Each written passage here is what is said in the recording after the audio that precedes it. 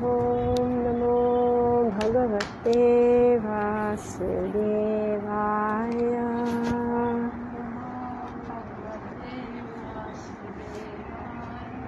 Om Namo Bhagavate Vasudevaya.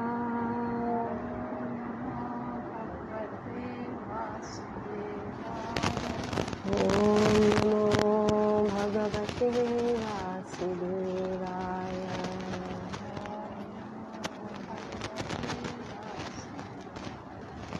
Narayanam namaskritya naram chaiva narottamam devim saraswatim vyasam tato jayam udiraye nashtaprayeshu abhadreshu nityam bhagavata sevaya bhagavati uttama shloke bhaktir bhavati naishtiki.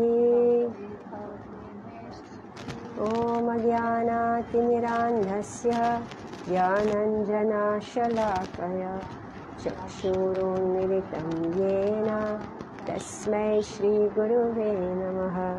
Shri Chaitanya Manobhishtam Sthapitam Yena Bhutale Swayam Rupa Kadamahyam Dadati Swapadantikam Vandeham Shri Guru Shri Yuta Padakamalam Shri Gurun Vaishnavamscha Shri Rupam Sagrajatam Sahagana Raghunatam Vitam Tam Sajivam Sadvaitam Savadvitam Parijana Sahitam Krishna Chaitanya Devam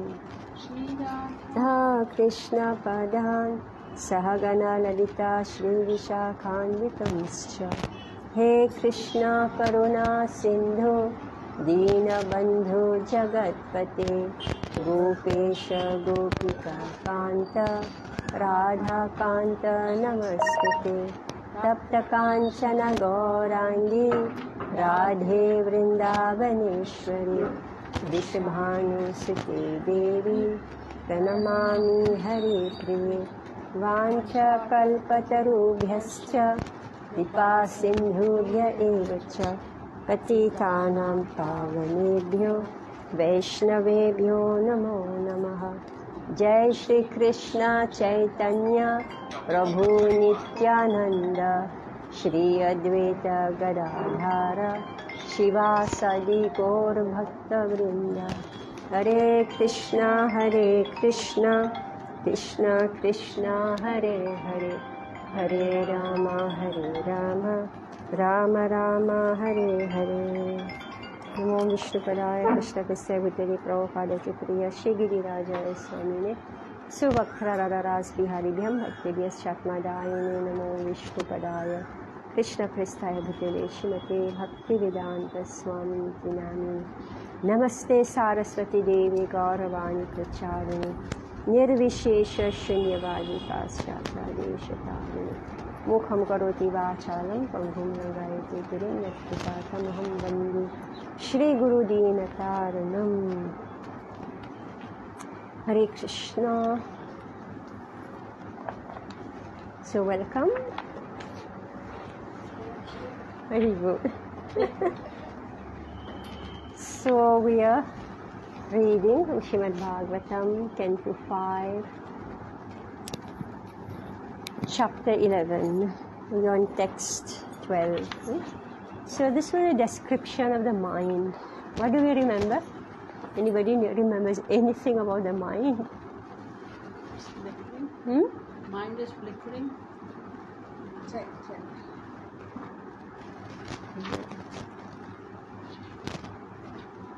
What's that? Mind. Yeah, what we read here in this section. Yeah, what did we read about that mind? So, see, this is most important, so we are going to read it again until we remember what is the mind.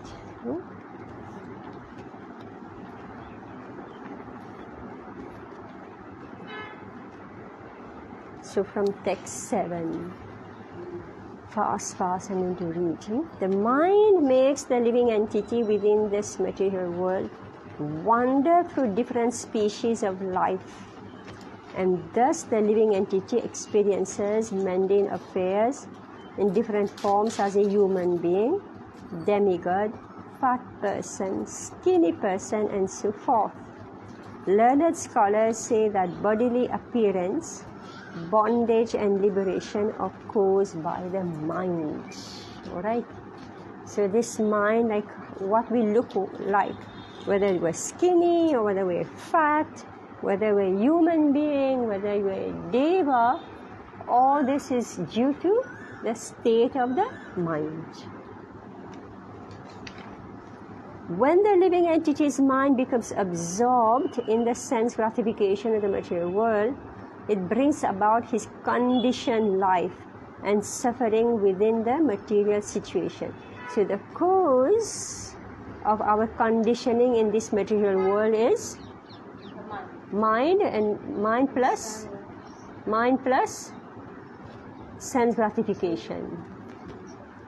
Okay, there's no problem with the mind as such. That mind engaged in sense gratification cause bondage. However, when the mind becomes unattached to material enjoyment, it becomes the cause of liberation. And an analogy is given: when the flame in a lamp burns the wick improperly, the lamp is blackened. Okay, but when the lamp is filled with ghee and is burning properly, there is bright illumination. Similarly, when the mind is absorbed in material sense gratification, it causes suffering. And when detached from material sense gratification, it brings about the original brightness of Krishna consciousness. It's like when the mind has made a vow to enjoy the material world, therefore it will look for opportunities, right? Like his being is only, what are my opportunities to get a particular object? Alright? That's all. So how the whole mechanism by which the mind works is explained now. The mechanism of the mind. We are going very high now. We are no longer in the basics that we read either in our Vedic philosophy book or in our Bhagavad Gita. We are going much higher now. We're going to the depth of how the Atma gets locked in a body that causes the Atma to rotate in the cycle of birth and death that we call samsara. Right? So how it works? There are 5 working senses. Everybody knows this. 5 working karmendriya. Then we have 5 knowledge, acquiring knowledge, jnanendriya. There's also the false ego. In this way, there are 11 items for the mind's function. So, the mind has branches. It has 5 working senses, which you see your legs, arms, etc. Then it has 5 knowledge, acquiring, meaning perceptions, sense perceptions. Alright? So it's like the legs are blind, right? The legs are blind, the arms are blind. You've got eyes. Remember, we have studied about all this, I don't know, Canto 4 or somewhere, I don't remember. So, 5 that is in like are blind, and there are 5 that gives knowledge. All right? And there is what more?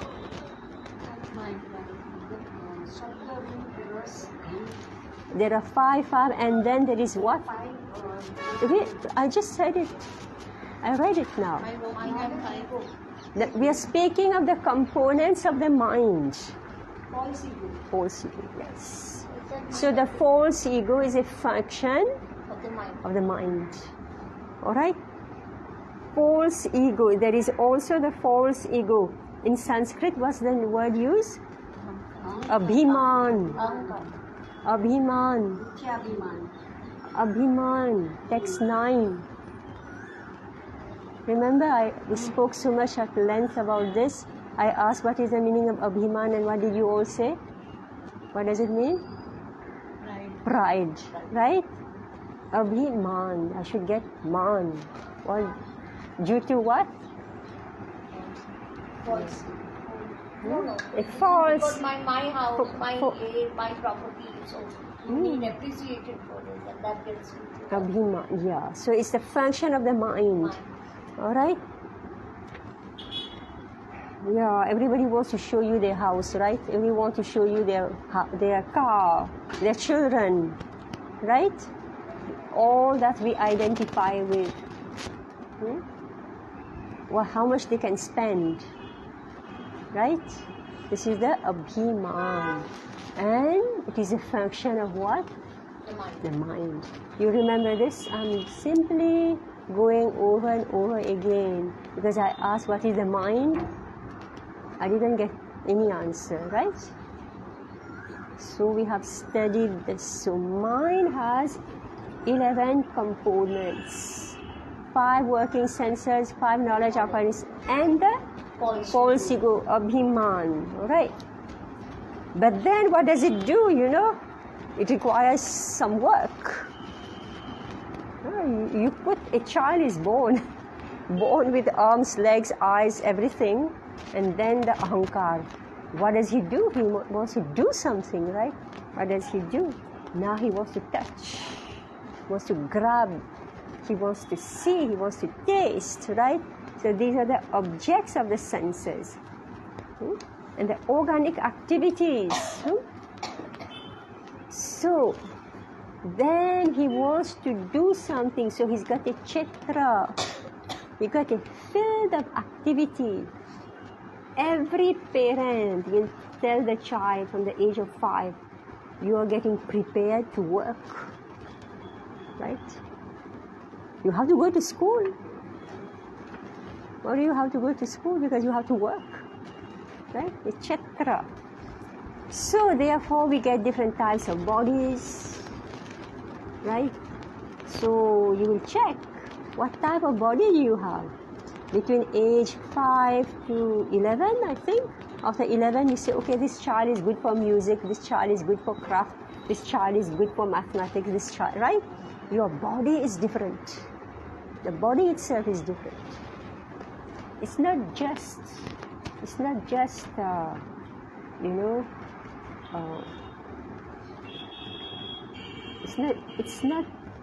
we are not homogeneous. When we think of human beings, we think of everyone is homogeneous. But no, each body is individual and unique. All right? This is what we are reading here. The different types of bodies, okay? Society, friendship, and personality. Okay? So these are considered by learned scholars the fields of activity for the functions of the mind. So in other words, every body is unique. It's a different body. Category is the same, human beings, animals, plant, etc. But actually every body is unique. Why? Any guess? Why is everybody unique? We read about that also. Karma is different. Yeah, let's read. We are going into the intricacies now. what is making that body unique? Sound, touch, form, taste and smell are the objects of the 5 knowledge acquiring senses. Speech, touch, movement, evacuation and sexual intercourse are the objects of the working senses. Besides this, there is another conception by which one thinks, this is my body, this is my society, this is my family, this is my nation, and so forth. This 11th function, that of the mind, is called the false ego. According to some philosophers, this is the 12th function, and its field of activity is the body. Now, the physical elements, nature, the original cause, culture, destiny, the time element are all material causes. Agitated by these material causes, the 11 functions transform into hundreds of functions, and then into thousands, and then into millions. But all these, okay, now do you understand why everybody is unique? Who said yes? Because I feel Why? because we are all coming from the different culture, different destiny. So we come and we have a unique body, a unique thought process, and that thought process is developed because of our maybe the previous birth, the previous culture, the previous thing. So with that we are thinking differently, and when all this interacts, let's go deeper. All right. What is creating the culture, the friendship, the society? the karma. The mixture, let's not speak of karma. The mixture of those ideas which come into hundreds, thousands and millions, and then it produces you. You understand? So these ideas are basically the desires. Sorry? These ideas are basically the desires. Yeah, that's your mind. Right? You follow what I'm saying? Yeah. How you will process something? Who will know? Isn't it? Everybody has a unique way of processing, right? Same object. How you're processing it. Here the secret is given, Bhagavatam. Agitated by these material causes. So what are those material causes? The physical elements, right? Nature, the original cause. I put it dravya, swabhav, ashaya, karma, meaning your previous some time. All right. So these they're combining together, agitated by these material causes, the 11 functions, meaning your working senses, your sense of perception, and your ahankar. All right? The 11 functions transform into hundreds of functions, and then into thousands, and then into millions. Right? So naturally this will create a unique person, right? A unique body. But all these transformations do not take place automatically by mutual combination. Right? Rather, they are under the direction of the Supreme Personality of Godhead. Like I read this book, maybe it was an Ayurveda, right? So, I don't know.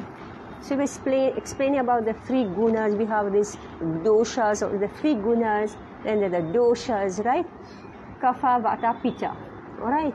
Then, he was saying that, but each one of us, we are unique, so how can we put them in categories, Vata, Kapha and Dosh, right?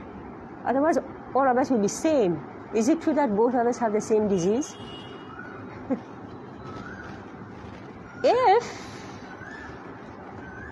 both of us have the exact same disease, then the exact same doctor should be able to cure both of us, right? Right? The exact same medicine should be able to cue both of us. Is it true? No, everybody knows this. So why? So meaning that even though there are categories, right? They are broad categories. So I know when you read any book, they will tell you. So these, anti-kapha, this diet, anti-vata, this diet, and then they say, try it and check it out. If it works for you, right? Know your own body. Know your own body, right? Yes. Know your own body, meaning that broad categories are given. But we have transformed our bodies into hundreds and thousands and millions.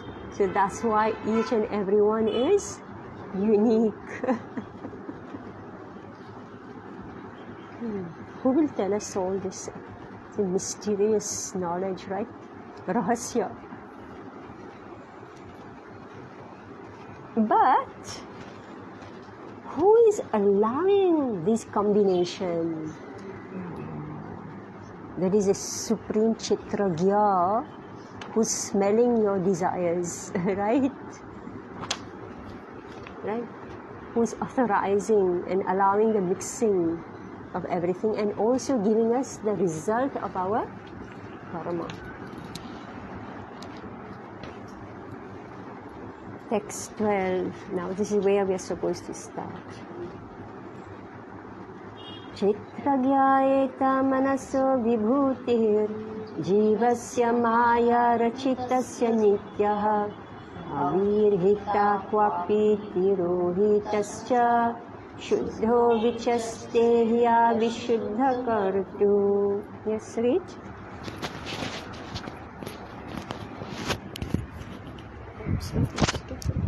Running away.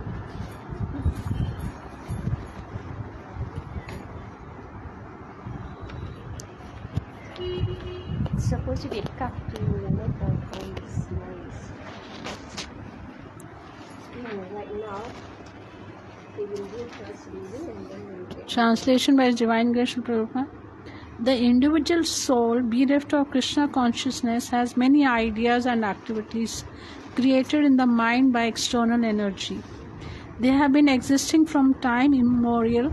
Sometimes they are manifest in the awakening state and in a dream state, but during deep sleep, unconsciousness or trance, they disappear. A person who is liberated in this life, Jivan Mukta, can see all these things vividly. Purport: as stated in Bhagavad Gita 13.3, Kshetragnam chapi mam vidhi sarva kshetreshu bharata. There are two kinds of Kshetragna or living beings. One is the individual living being and the other is a supreme living being. The ordinary living being knows about the body to some extent, but the supreme Paramatma knows the condition of all bodies. The individual living being is localized and the supreme Paramatma is all-pervading.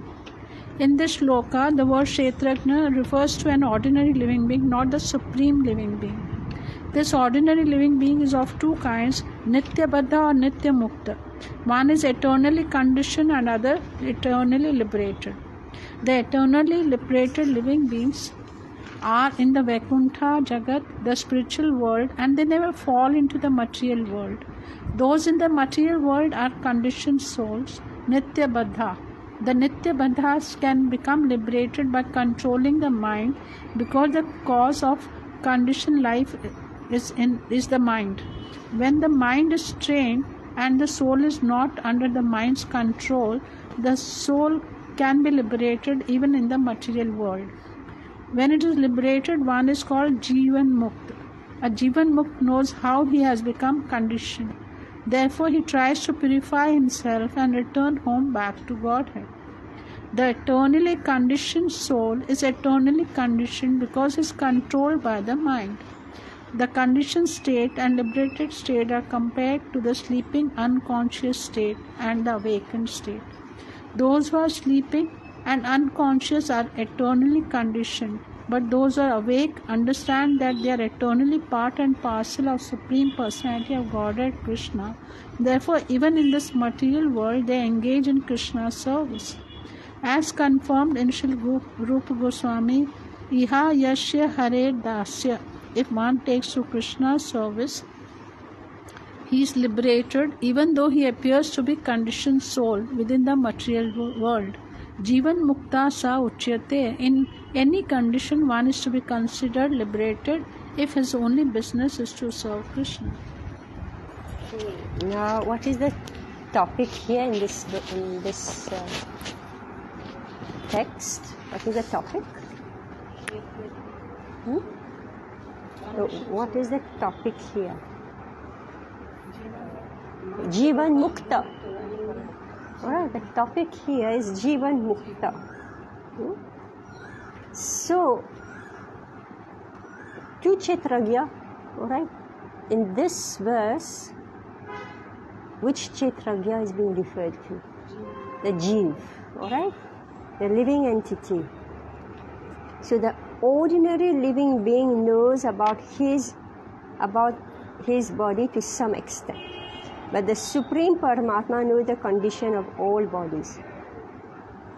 So in this shlok, the word Kshetragya refers to an ordinary living being, not the Supreme living being. The ordinary living being is of two kinds, Nitya Baddha and Nitya Siddha, Mukta. Nitya Mukta. So meaning one who is eternally conditioned and the other one who is eternally liberated. So who are the eternally liberated souls? Yes, and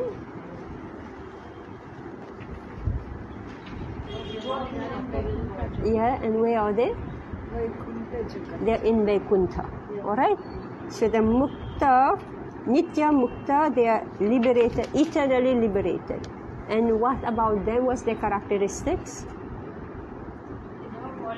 They never fall down into this. This is their characteristic. Alright? Now, who are the Nitya Baddha? Those who are conditioned. Now, this entire section has been discussing about how this Jeev becomes Nitya Baddha. How does he become Nitya Baddha? Mind, yes. His mind, because of his mind has been captured by what? By what? Material world. Yeah. Maya Rachitasya. Maya Rachitasya. The mind is captured by the external energy. Right? So it's a witch. Right? This soul, somehow, I mean, I'm sure all of you know, when somebody has fixed his or her mind on an object, you cannot pull it from it. Right? So why? Because there is a spell. Right? That spell is what we call Maya. And when the spell will break, then what will happen next? Suffering. Right? When the spell is broken, there is suffering. There is, while the spell lasts, there is happiness. And when the spell is broken, there is suffering. Right? And when the spell was on, we have created some work. Right? We have done something while the spell was on. We have done something. So we have created some situation. And when it's broken, then we get the result of the spell. Right? So, the mind has caused the soul to become Nitya Baddha. How to become liberated from the conditioning?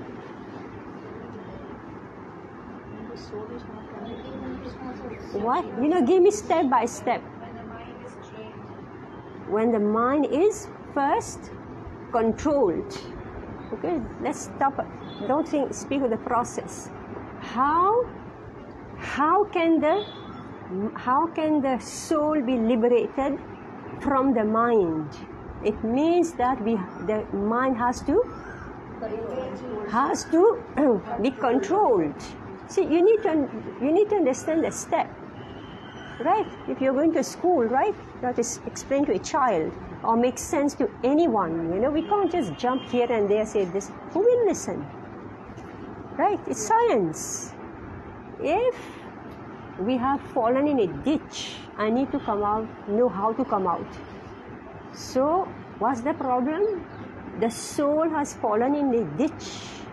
And what is the cause of its fall down? Mind. Alright? So that mind is dragging it into sense gratification and causing it to fall down lower and lower and lower. Therefore, for the soul to be rescued, we have to control that mind. This is the first point.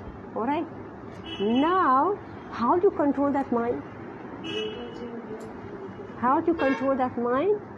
It has to be trained. Go step by step. Alright? It has to be trained. So that's why we send a child to school. Right? At the age of 5, and before that, the parents are writing the script. From age 0 to 5, the parents are writing the script of that child's future life. Because what you are is what you will make this child become, right?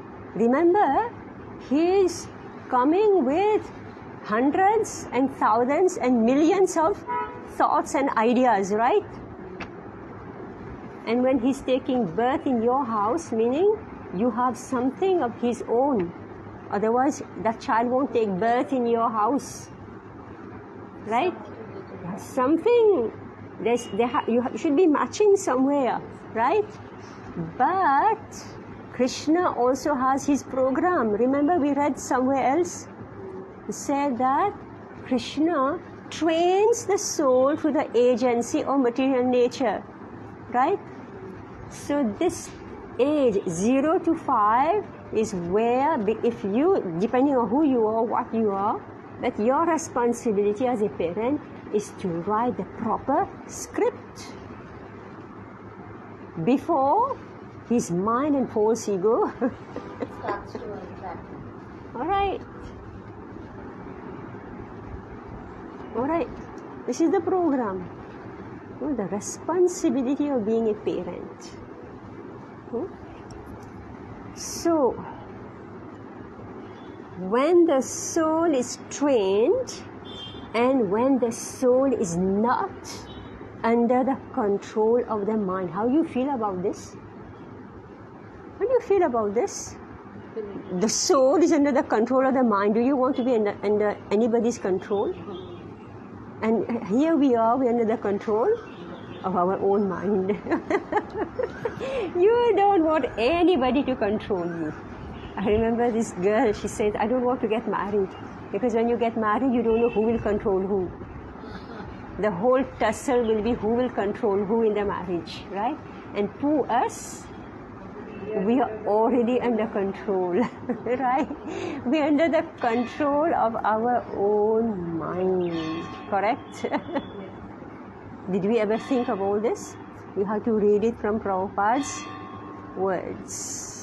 So he's saying, when the mind is trained and the soul is not under the mind's control, the soul can be liberated even in this material world. That's a relief, right? That's a huge relief. You can be liberated. How?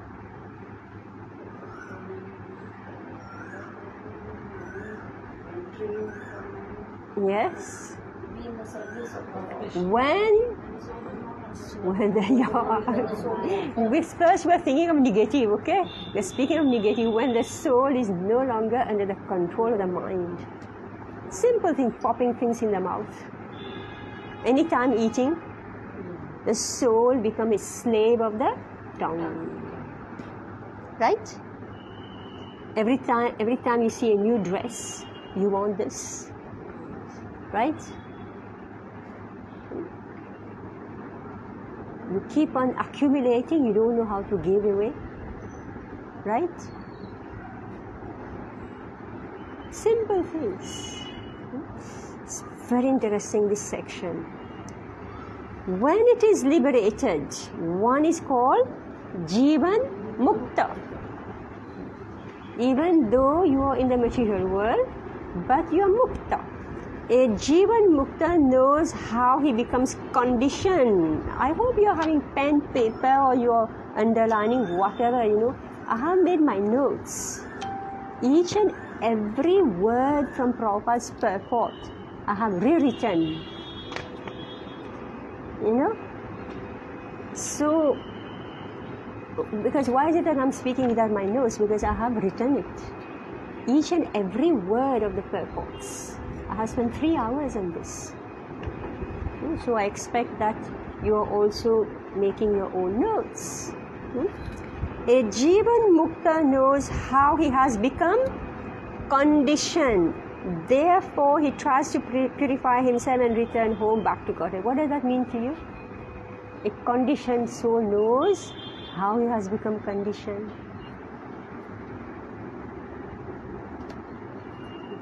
A Jivan Mukta knows how he has become conditioned. What does that mean to you? I mean, being a teacher, tell me now.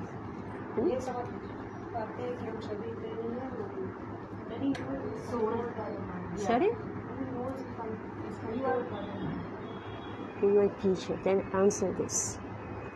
When he remembers his Bhagat, like Bharat Maharaj, he knew that he fell in the trap of his mind. A Jivan Mukta knows how he has become conditioned. We understand that it's because the mind has become conditioned. He tries to control the mind, train the mind. Not only that, we should know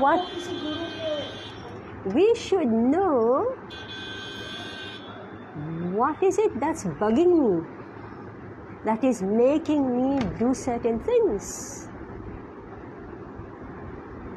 Alright? Oh, are we going to just go around as if I'm a great saint? As if I'm making? Great saint, I'm a sage, I'm a great saint. Every one of us, we should know our own anartha, our flaws, right? Bhagavad Gita, again, basics speak of the introspective sage.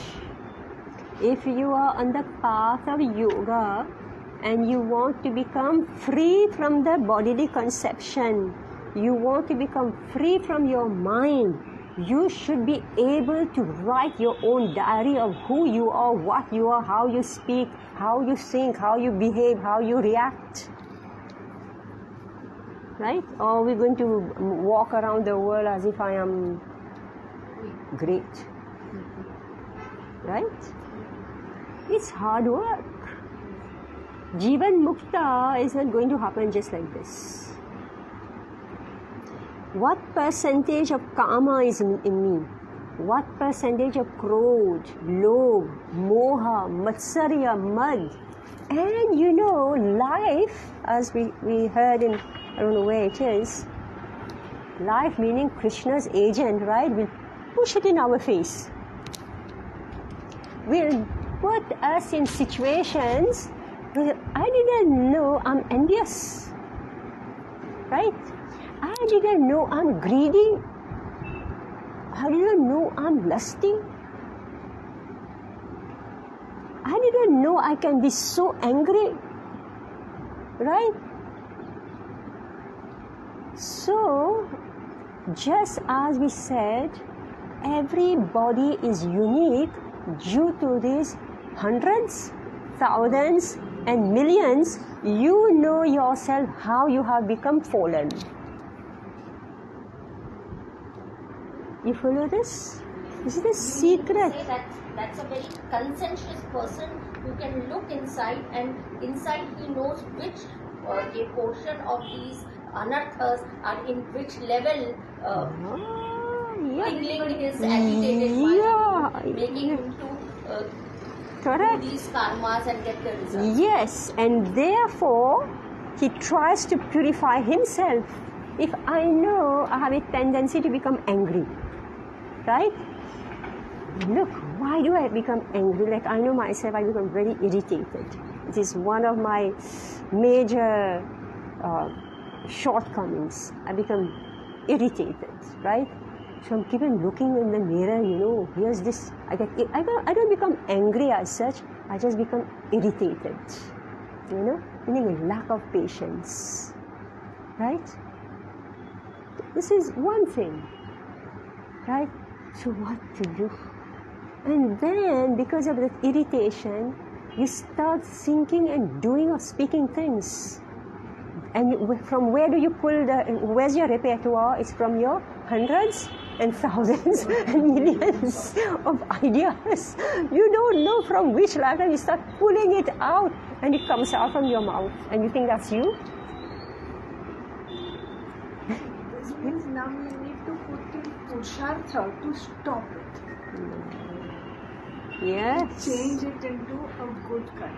Yeah. To change our behavior. Yes. Yes. The first thing is understanding and realizing that you have this in this.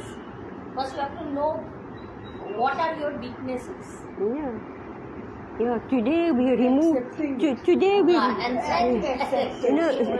Today, say you use a word, right? Weaknesses, right? Now they put a cross out weakness. Call it challenges. Modern language. Why?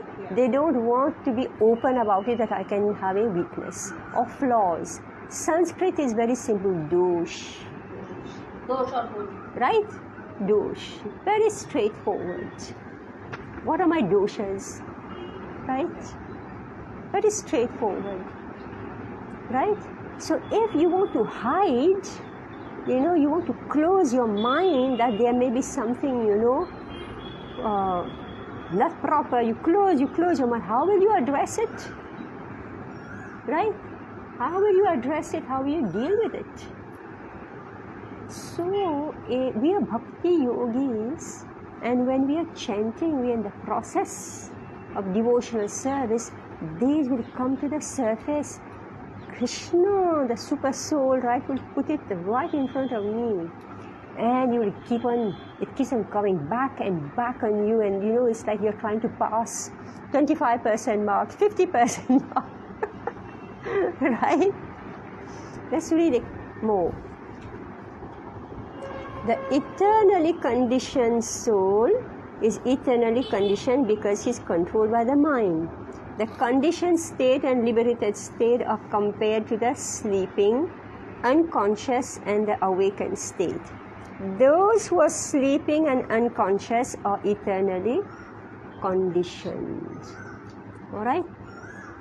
Like I just said, if you just brush aside, you don't want to face that you have a weakness. You will use different types of words, special this, challenge this way, that way. You just, just create a Maya actually. Right? You cover it up. Right? Yeah, pretend. You go to sleep. You become unconscious. Right? This is what's written here. When you are awake, okay, the Jivan Mukta is somebody who's awake and can see what's wrong with himself and say, I don't want this, then you take it, put it out. But we can't do it ourselves. Therefore, Prabhupada is giving the method. But those who are awake, Jeev Jago, okay, now you're wakened up. Understand that they're eternally part and parcel of the Supreme Person Godhead, Krishna. So when the Atma has now waken up, you say, what am I doing in this world of illusion. Alright, illusion. What am I doing here?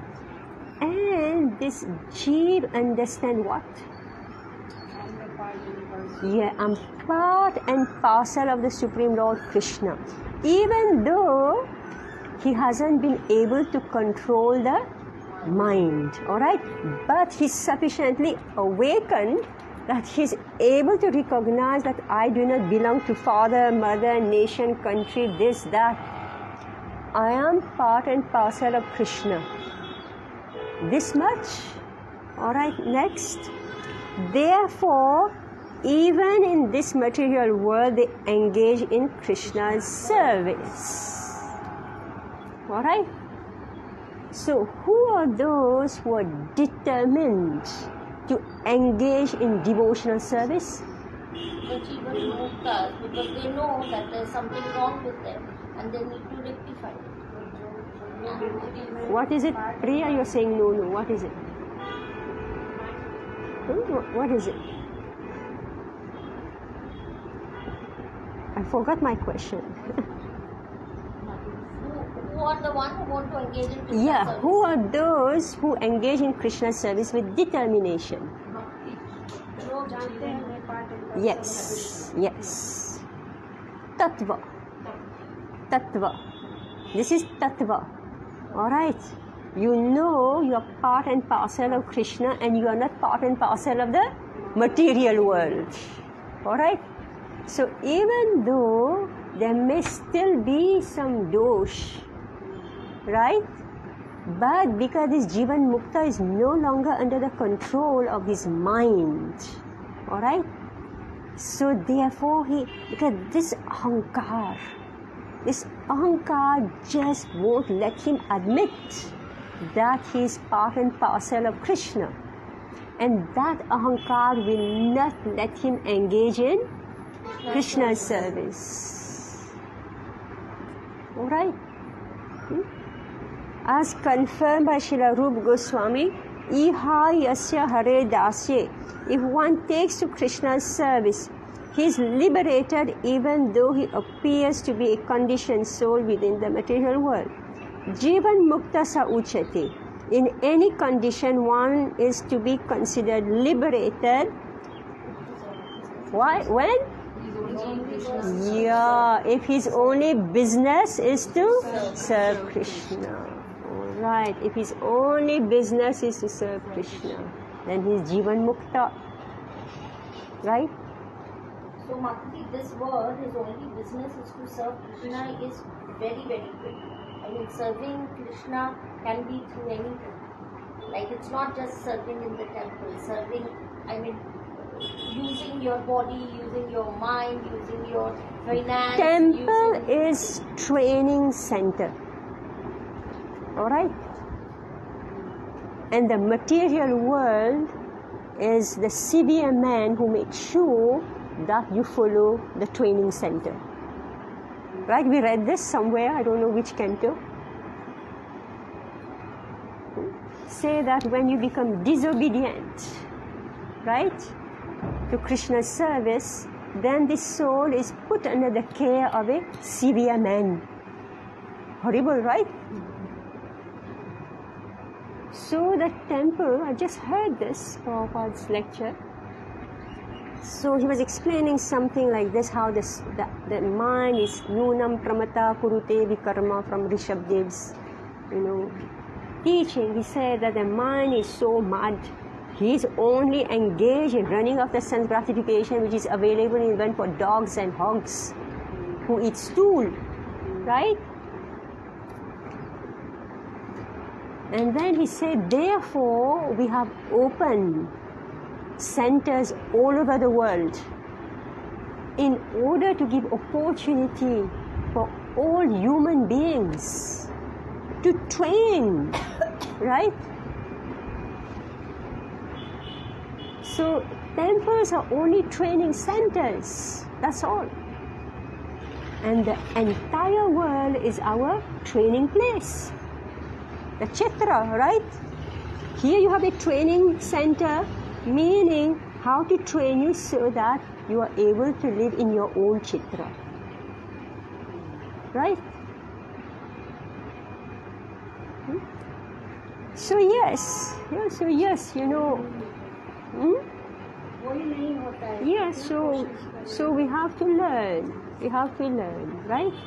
We have to learn step by step, piece by piece.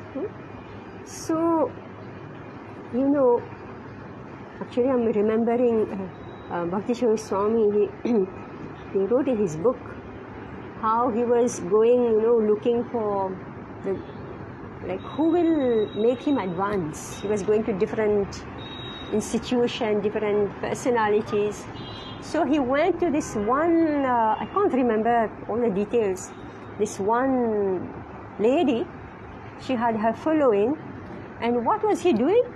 At the end of, you know, the whole session, whatever it is, she will give out what we call prasad, you know. And Bhakti Swami saw that she was giving out with her left hand. She was giving out, you know, the prasad with her left hand, and he was shocked because he comes from a cultured family. How is it that she's giving out, you know, prasad with her left hand, but with Maharaj, she gave with her right hand. And she told him, your place is not here.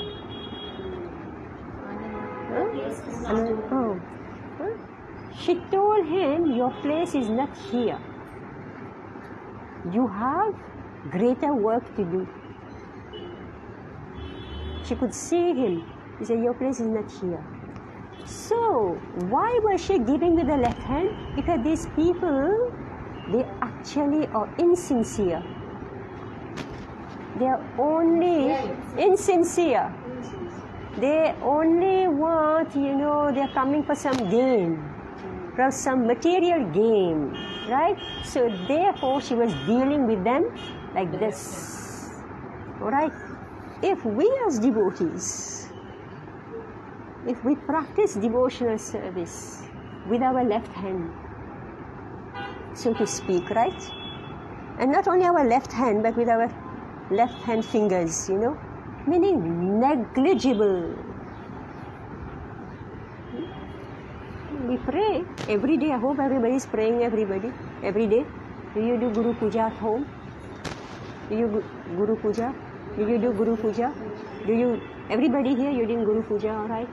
So, what does the prayer say? Tell me, okay, we got books here. Guru Puja. Let's go through it, you know, so that Shri Guru Charana Padma. What does it say?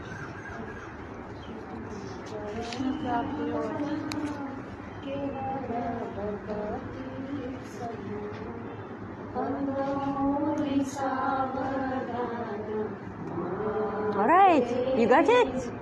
What am I saying? Yeah, you are doing your bhakti how? How? Carelessly. But we have to do it with sadhana. Oh my God, we have to start ABC.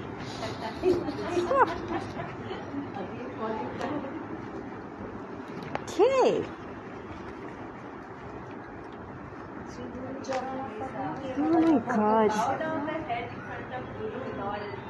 Yes. Yes. The lotus feet of the spiritual master or the abode of pure devotional service, I bow down to those lotus feet with great care and attention. Alright? Devotional service is performed with great care and attention. My only business is to serve Krishna. Prabhupada wrote here, right?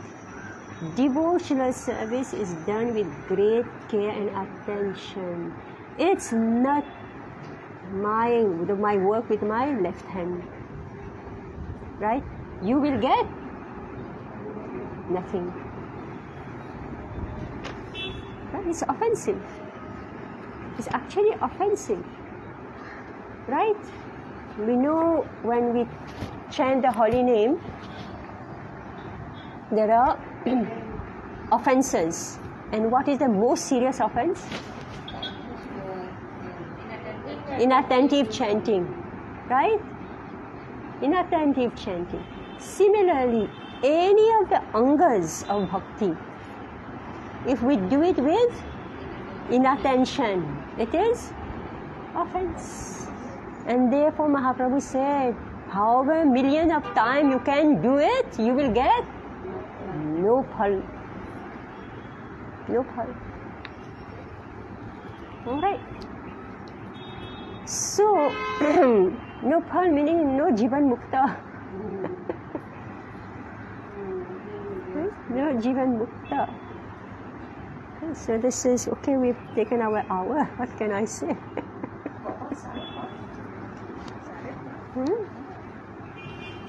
So this is, but can you hang on? Can you hang on? Yeah. Alright, because there are only 3 more verses to complete this chapter. Alright? Text 13 to 14. Chetragyatma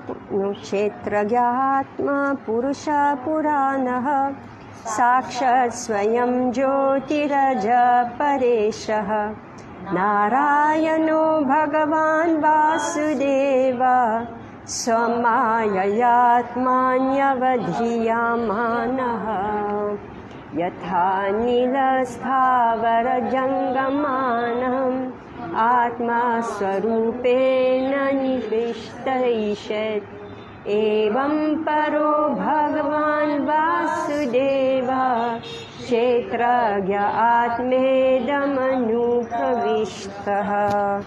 Alright, you read.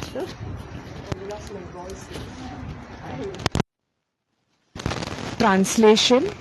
There are 2 kinds of Kshetrajna, the living entity as explained above and the Supreme Personality of Godhead, who is explained as follows.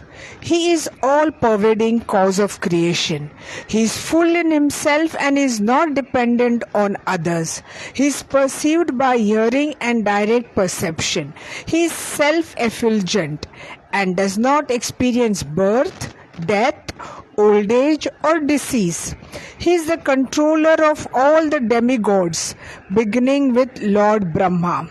He is called Narayan, and he is the shelter of living entities after the annihilation of this material world. He is full of all opulences, and he is the resting place of everything material. He is therefore known as Vasudev, the Supreme Personality of Godhead. By his own potency, he is present within the hearts of all living entities. Just as the air or vital force is within the bodies of all beings, moving and non-moving, in this way he controls the body in his partial feature. The Supreme Personality of Godhead enters all bodies and controls them. Purport. This is confirmed in Bhagavad Gita 15.15 Sarvasya chaham hridi sannivisto mataha smritir jnanam apohanam cha. Every living being is controlled by the Supreme Living Being, Paramatma, who resides within everyone's heart. He is the Purusha Avatar, who creates this material world. The first Purusha Avatar is Mahavishnu, and that Mahavishnu is the plenary portion of the Supreme Personality of Godhead, Krishna. Krishna's first expansion is Baldev, and his next expansions are Vasudev, Sankarsana, Aniruddha and Pradyumna. Vasudev is the original cause of Brahma Jyoti, and the Brahma Jyoti is the expansion of the rays of the body of Vasudev. Yasya prabhavato jagat anda okati yotistvasheshavasya vibhuti binam tad brahma nishkalam anantam ashesha bhutam govindam adi purusham tamaham varjami. I worship Govinda, the primeval Lord, who is endowed with great power. The glowing effulgence of his transcendental form is the impersonal Brahman, which is absolute, complete, and unlimited, and which displays the varieties of countless planets with their different opulences in millions and millions of universes. Brahma Samhita 5.40. The Supreme Personality of Godhead is thus described in Brahma Gita. Maya Tattvam Idam Sarvan Jagat Avyakt Murtyat Vatsani Sarva Bhutani Nachaham Teshavasthitam. By me is my unmanifested form. This entire universe is pervaded. All beings are in me, but I am not in them. Bhagavad Gita 9.4. This is the position of the plenary expansions of Krishna as the all-pervading Vasudev, Sankarshana, Pradyumna, and Aniruddha. Wow. So this is about the second Kshetrajna, who is the Supreme Lord. The Supreme Lord, okay? So who is he? So now the description is given, and I'm not going to go through it. All right, I'm definitely not going to go through this, but you should know that every inch of our life is it's not just control. He's present. He's present in every inch of our life. Meaning, how can we ignore him? All right, because we're speaking about we have come under the grip of the mind. All right, meaning we're imprisoned. All right, we're imprisoned by our own mind. All right, who can liberate us? Krishna can liberate us. Where will you find Krishna? You can't escape him. He's everywhere. All right, he's everywhere, every inch of existence. All right. So this description is given here. How the material creation is coming from him and how it's coming from him is described in this verse. Text 15. Nayavadetan tanubrinarendra vidhuyamayam vayunodayena vimukta sango jita shatsapatno Vedatma tattvam brahmati hatavat. Yes, devotee.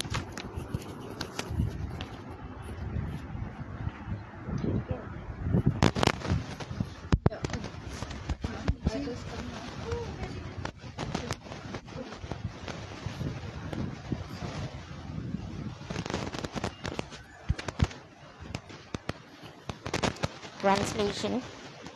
My dear King Rahugana, as long as the conditioned soul accepts the material body and is not freed from the contamination of material environment, and as long as he does not conquer his 6 enemies and come to the platform of self-realization by awakening his spiritual knowledge, he has to wander among different places and different species of life in this material world. When one's mind is absorbed in material conception, he thinks that he belongs to a particular nation, family, country, or creed. These are all called upadhis, designated. As long as one is not freed, he has to continue conditioned life in material existence. The human form of life is meant for cleansing away these misconceptions. If this is not done, one has to repeat the cycle of birth and death. We have discussed this at length. At length we have already discussed this. But here it is being reiterated. That as long as, dear King Rahugana, as long as the conditioned soul accepts the material body.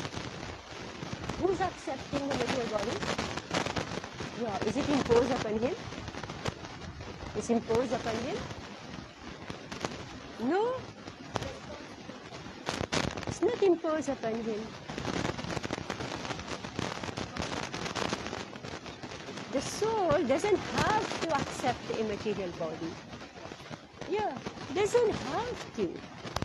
But as long as he's welcoming, alright, the soul is willingly accepting immaterial body. Alright? In his original body, he's serving Krishna. Right? His original body is serving Krishna. So my dear King Rahugana, as long as the conditioned soul accepts the material body, and what is the cause of his material body? It is the contamination of material enjoyment. This Atma, he's contaminated. So we read earlier that the Jivan Mukta is aware of his material contaminations. He looks at it and he says, I don't want this. He wants to remove it. Alright? And as long as he does not conquer his enemies, who's responsible to conquer his enemies? Himself. Oh, please, don't make me shout. Alright. Himself, he has to conquer his enemies. It requires huge spiritual strength. If you don't chant, right? If you don't chant, you don't perform Guru Puja, you don't engage in all the angas and bhakti, somehow or other you'll never be able to do it. You'll run away from yourself. Right? Very simple. If tomorrow I tell you your fault, you become angry with me, isn't it? Right? Very simple. This is the test. Anybody tells you your fault, you become angry. But those who are advanced, when you tell them their fault, they see the thing, you're my friend. Right? You are my friend. You've told me my fault. Let me sit and look and say what you are saying. Because I'm in Maya, I'm not seeing. Right? So Nava Yogendra Maharaj, he keeps saying this. He said that when Prabhupada was here, there was so much correction. So much correction. All the time he'll be chastising the disciples and correcting them. You know? But these days, you can't even say one word. Right? In the beginning, we'll be very careful with, the new people. We'll only praise them. But then gradually, by the time they take Diksha, we very openly will say everything. My Guru Maharaj very openly told me everything after my Diksha. Before that, he will always say, oh, you're so good. You are so sincere. Always he will tell me like this. As soon as I have taken Diksha, everything he told me. Till today I remember. Right?